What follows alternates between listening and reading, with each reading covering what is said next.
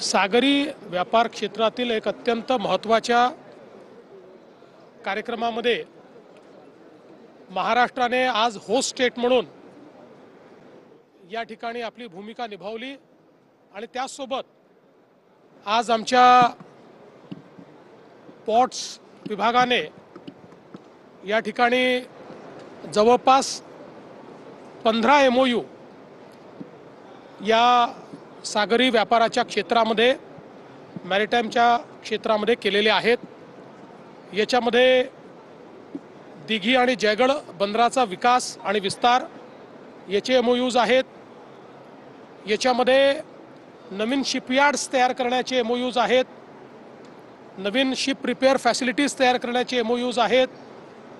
याच्यामध्ये आपल्या नवीन ज्या काही क्लीन एनर्जीवर असलेल्या शिप्स आहेत त्या बिल्ड करण्याचे MOU आहेत।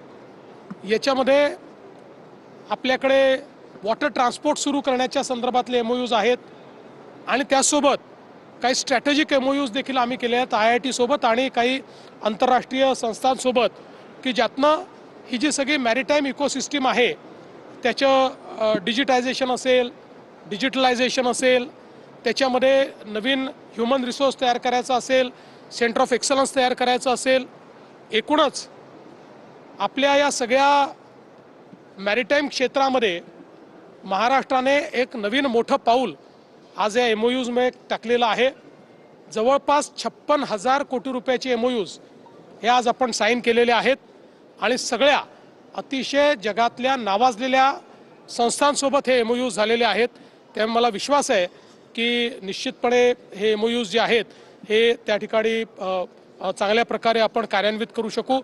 विशेषतः आपलं जे पोर्ट्स डिपार्टमेंट आहे, आमचे मंत्री नितेश राणे असतील, त्यांचे सर्व अधिकारी असतील, यांनी अतिशय मेहनत ह्या मॅरिटाईम समिट करता केली आहे आणि एक अतिशय चांगला रिस्पॉन्स आपल्याला त्याच्यामध्ये मिळतोय।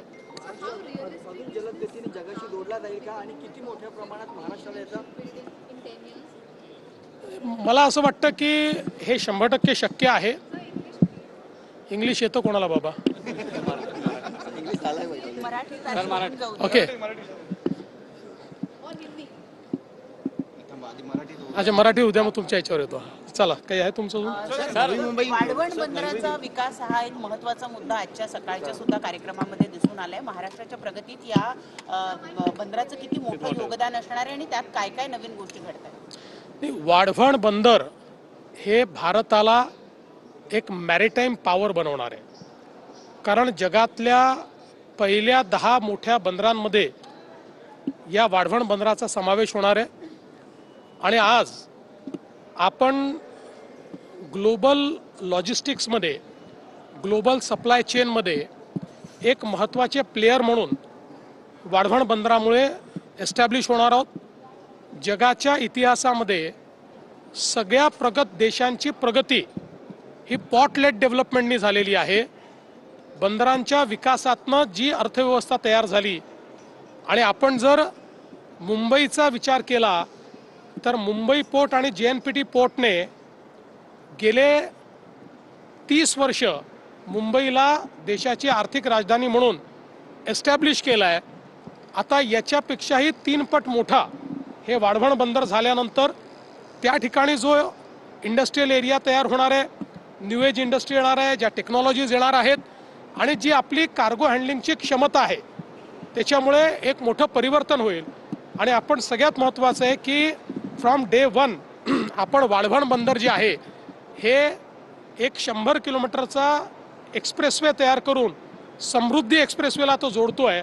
त्यामुळे हे पोर्टलेट डेव्हलपमेंट वाढवणचं हे संपूर्ण महाराष्ट्राला त्या ठिकाणी त्याचा फायदा होणार आहे। आणि म्हणून मला असं वाटतं की पुढच्या काळामध्ये पुढचे 50 वर्ष महाराष्ट्राचा विकास आणि पुढचे 50 वर्ष देशाचा मॅरिटाईम विकास हा या वाढवण बंदराने होणार आहे। महाराष्ट्रामध्ये भाजप कुबड्या घेऊन चालत नाही तर स्वतःच्या पायात चालतो असं अमित शहाने मोठं भाषण केलं आज। 100% खरं आहे, त्यात काय चूक आहे, वाईट काय? सर, डॉक्टर महिला डॉक्टर त्यांना कुबड्यांचा अर्थ कळत नाही। त्यांना जर अर्थ कळला असता तर त्यांची अशी अवस्था झाली नसती। मित्र म्हणजे कुबड्या नसतात। सर, महिला डॉक्टर आत्महत्या प्रकरणामध्ये तो डिप्टी सीएम रहने के पहले भी उस फेज में जब आप मिनिस्टरियल पोस्ट में नहीं थे उस वक्त आप कैसे हेल्प कर रहे थे? नहीं, ऐसा नहीं है। उनके कहने का मतलब ये था कि जिस समय मैं पहली बार चीफ मिनिस्टर बना था उस समय एक्चुअली ये जो वाढ़वण का पोर्ट है ये 1992 में सुप्रीम कोर्ट के एक आदेश से शेल्व हो चुका था, समाप्त हो चुका था और उसको बंद कर दिया गया था। जब मैं चीफ मिनिस्टर बना 2014 में तब उसका मैंने अध्ययन किया और मेरे ध्यान में आया कि इसका जो राइट ऑफ वे है ये डहाणू नेचुरल एरिया से जाता है, इसलिए इसको एनवायरमेंटली कभी परमिशन नहीं मिल सकती। तो मैंने एक टीम तैयार की और हमने एक नया राइट ऑफ वे उसके लिए ढूंढा।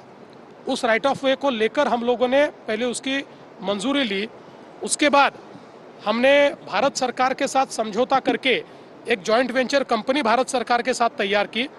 उस कंपनी के माध्यम से सुप्रीम कोर्ट तक हम गए।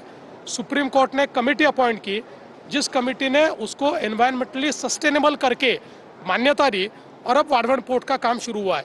तो इसलिए जो संजय सेठी जी कह रहे थे कि ये जो बंद पड़ा हुआ था और लोग कहते थे कि वाढ़वण कभी हो नहीं सकता, उसको वापस शुरू करने का काम और उसको पटरी पर लाने का काम हमने किया है। सर, महिला डॉक्टर आत्महत्या प्रकरणामध्ये जो रिपोर्ट आहे तो सुद्धा बदलण्यात आल्याचा आरोप केला जातो आहे। असं आहे, काहीही आरोप या ठिकाणी केले जात आहेत आणि ज्याला काही माहिती नाही असेही लोक आरोप करतायत। मला असं वाटतं की अशा संवेदनशील विषयाचं राजकारण करणारे हे दुर्दैवी लोक आहेत, कारण त्यांना मला असं वाटतं की लाईमलाईटमध्ये राहायचं आहे, पण लाईमलाईटमध्ये राहण्याकरता एका गरीब बिचाऱ्या आमच्या डॉक्टर भगिनीच्या मृत्यूचं भांडवल काय करता? मी तुम्हाला सांगतो त्याच्यामध्ये कोणालाही सोडलं जाणार नाही, कडक कारवाई होणार, कोणाची चूक असू द्या त्याच्यावर कारवाई होणार म्हणजे होणार।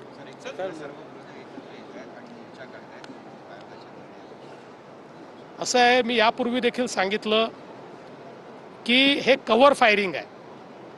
त्यांना हे माहिती आहे की या निवडणुकांमध्ये त्यांचा पराभव होणार आहे आणि म्हणून कव्हर फायरिंग म्हणून आधीच अशा प्रकारचं वातावरण ते तयार करतायत की बाबा बघा आम्ही हारलो, याचं कारण हे आहे, आम्ही तर तेव्हाच म्हणालो होतो। मी पुन्हा एकदा सांगतो, मतदार याद्यांच्या संदर्भात आम्ही पण वारंवार भूमिका मांडलेली आहे, डुप्लिकेट नावांच्या संदर्भातही आम्ही भूमिका मांडलेली आहे। महत्त्वाचं काय आहे, तुम्ही हे दाखवलं पाहिजे की डुप्लिकेट नावांमुळे इथेही वोट झालेला आहे आणि इथेही वोट झालेला आहे, असं जर तुम्ही दाखवू शकलात तर खऱ्या अर्थानं तुम्ही जे आरोप करताय ते आरोप सत्य होतील, असं ते कुठेही दाखवू शकत नाही। दुसरं सगळ्यात महत्त्वाचं काय आहे तर तुम्हाला ज्या ज्या वेळी संधी मिळते मतदार यादीवर आक्षेप घेण्याची, तिथे कुठेही आक्षेप तुम्ही घेत नाही। ते आक्षेप घेतल्याशिवाय मतदार यादीतली नावं कमी अधिक होऊ शकत नाही, तिथे आक्षेप घ्यायचे नाही, फक्त मीडिया समोर येऊन बोलायचं, याचाच अर्थ तुम्ही सिरियस नाही आहात। तुम्हाला फक्त कव्हर फायरिंग करायचं आहे। मतदार यादीच्या संदर्भात आता जो काही इलेक्शन कमिशनने निर्णय घेतलेला आहे कॉम्प्रिहेन्सिव्ह रिव्हिजनचा, त्यालाही यांनी विरोध केला, आमचं त्याला समर्थन आहे। सर, एकीकडे दंगेकर आणि मुरलीधर मोहोळचा वाद सुरू आहे, तुम्ही काय भूमिका घेणार? तुमचं काय बोलणं आहे? काही भूमिका घेण्याचं कारण नाही आहे।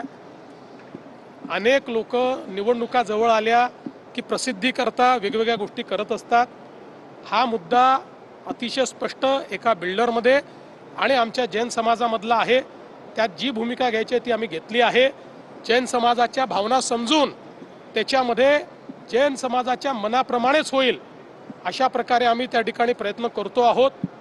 विनाकारण मुरलीधर मोहोळांचं नाव त्याच्यामध्ये ओढून या ठिकाणी जे काही करण्याचा प्रयत्न चाललेला आहे, पुण्याची जनता सुज्ञ आहे, त्यामुळे त्यांना ते सगळं समजतं। No, I think it is absolutely possible because all of us know that the way this entire maritime business has expanded in our country after our Honorable Prime Minister Shri Narendra Modi ji has taken over, and his maritime vision 2030 and Amrutkal maritime vision envisages huge investments and strides in the space of maritime business. So I am very hopeful that it is possible, and from Maharashtra standpoint I would say that we want to make Maharashtra a destination for shipbuilding. We will be the first to accomplish the dream of our Honorable Prime Minister. मुख्यमंत्री देवेंद्र फडणवीस हे माध्यमांसोबत संवाद साधत होते. मतदार याद्यांसंदर्भातली भूमिका त्यांनी मांडली. दुबार नावांबाबत वारंवार आम्ही भूमिका मांडली असल्याचं फडणवीसांनी सांगितलं. विरोधक मतदार याद्यांबाबत गंभीर नसल्याचं देखील देवेंद्र फडणवीसांनी या दरम्यान सांगितलेलं आहे. एकंदरीत आपण पाहतोय 56,000 कोटींचे करार आज जवळपास करण्यात आले असल्याची माहिती फडणवीसांनी दिलेली आहे.